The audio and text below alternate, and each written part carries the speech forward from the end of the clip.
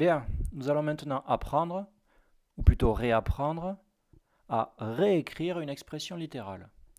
Et pour vous rappeler la méthode, je vais prendre un exemple de calcul mental. 8 fois 13. Vous allez être nombreux à penser que pour faire ce calcul de tête, on fait 8 fois 10, et puis on ajoute 8 fois 3. Logique, certains diront. Mais quand on écrit ça, on oublie une étape. L'étape, c'est la suivante. C'est que 8 fois 13, c'est 8 fois, entre parenthèses, 10 plus 3. On décompose 13 en 10 plus 3. Et là, je vais effacer la toute première ligne parce qu'elle ne m'intéresse pas vraiment. Ce qui m'intéresse, c'est les deux lignes qui restent. Comment fait-on en réalité pour passer de la première ligne à la deuxième? Eh bien, on utilise ce qu'on appelle en mathématiques la distributivité. On va distribuer le 8 au 10 et après on va le distribuer au 3. Les petites flèches que je dessine sont là pour vous rappeler que distribuer le 8 au 10 signifie qu'on va multiplier le 8 au 10. 8 fois 10. Même chose pour la deuxième flèche.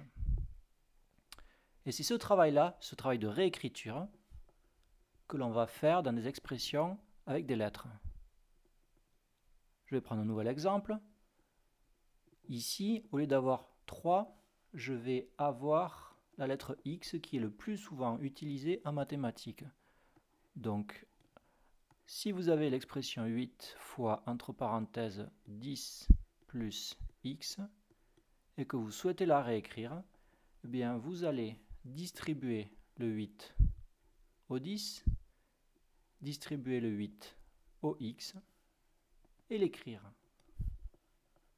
Donc, 8 fois 10, bien, j'écris 8 fois 10, plus 8 fois x, et là je peux aller encore un petit peu plus loin parce que je peux améliorer l'expression. 8 fois 10 ça fait 80, et 8 fois x ça peut s'écrire 8x. Ici, nous sommes donc passés de cette première forme que l'on appelle la forme factorisée. Pourquoi factoriser? Eh bien, c'est parce que c'est une multiplication, et une multiplication est constituée de deux facteurs. Ici, le premier facteur, c'est 8. Le deuxième facteur, c'est la parenthèse 10 plus x. Donc, on est passé de cette première expression, de cette première forme, à celle-ci, que l'on appelle la forme développée, parce qu'elle est souvent plus longue. Donc, on l'a développée. Et l'action de passer de la première forme à la deuxième se nomme développer, justement. C'est normal puisqu'on obtient une forme développée EE. Si l'on souhaite passer de la forme développée à la forme factorisée, l'action se nomme factoriser, parce que l'on obtient la forme factorisée.